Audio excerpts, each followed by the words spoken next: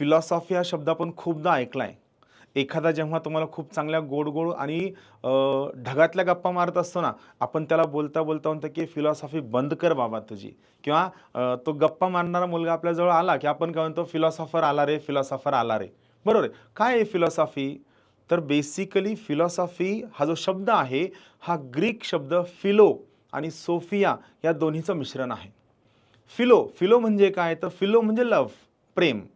Sofia म्हणजे काय? Sofia म्हणजे विस्डम. विस्डम म्हणजे काय? सुज्ञपणा, शहाणपणा.